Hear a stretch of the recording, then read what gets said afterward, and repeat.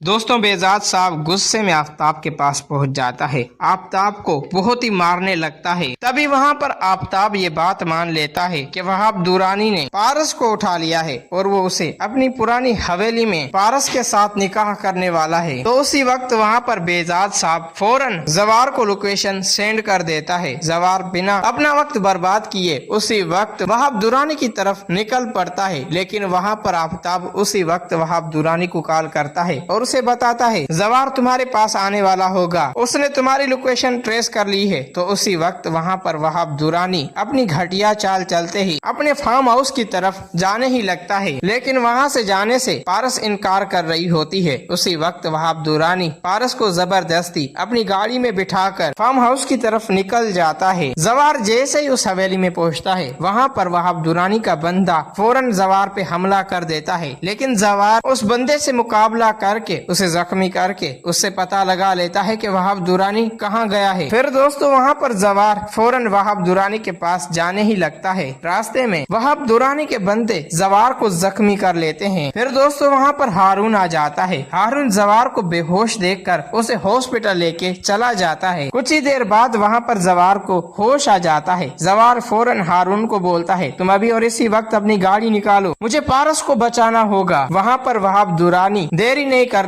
मौलवी को लेके आ जाता है। पारस के साथ निकाह करने के लिए तैयार हो जाता है। वहाब दुरानी जबरदस्ती पारस से निकाह कर रहा होता है। मौलवी साहब वहाब दुरानी से पूछते हैं क्या आपको पारस बेजाद के साथ निकाह कबूल है? तो दोस्तों वहाँ पर वहाब दुरानी 3 बार हाँ बोल चुका होता है। तभी वहाँ पर मौलवी साहब पारस से पूछते हैं क्या आपको वहाब दुरानी से निकाह कबूल है? तो वहाँ पर पारस साफ साफ इनकार कर रही होती है। तभी वहाँ पर जवार और हारून की एंट्री होती है। जवार और हारून जैसे ही आते हैं वहाब दुरानी की तबाही मचा देते हैं। जवार आते ही वहाब दुरानी के बाजू में गोली चला देता है, जिसकी वजह से वहाब दुरानी उसी वक्त बेहोश हो जाता है। जवार फौरन पारस को लेकर अपनी सक्खर वाली हवेली की तरफ निकल पड़ता है। वहाँ पर पारस जैसे ही आती है, पारस आते ही अपने बाप को बोलती है पापा मैं हारून से शादी नहीं करना चाहती, मैं जवार को पसंद करती हूँ और उससे मोहब्बत करती हूँ और मुझे हर हाल में जवार चाहिए। तभी दोस्तों वहाँ पर जवार भी पारस से शादी करने के लिए अपने बाप से माजरत करता है और उसे बोलता है मैं रेशम से शादी नहीं कर सकता। तो दोस्तों उसी वक्त वहाँ पर एजाज बख्त जवार पे गुस्सा हो जाता है। हारून जवार के पास आता है, जवार का हाथ पकड़ता है, जवार का हाथ पकड़ के पारस के हाथ में दे देता है और वहाँ पर हारून एजाज बख्त को बोलता है मैं रेशम को पसंद करता हूँ और मैं रेशम से ही शादी करूँगा। ये बात सुनते ही वहाँ पर एजाज बख्त हैरान रह जाता है। तभी वहाँ पर रेशम भी हारून को देखकर मुस्कुरा रही होती है। तो दोस्तों उसी वक्त वहाँ पर हारून और जवार का एक साथ निकाह हो जाता है। सब लोग बेहद खुश हो रहे होते हैं। दोस्तों अगर आप लोगों को ये वीडियो अच्छी लगी है तो इस वीडियो को लाइक करें।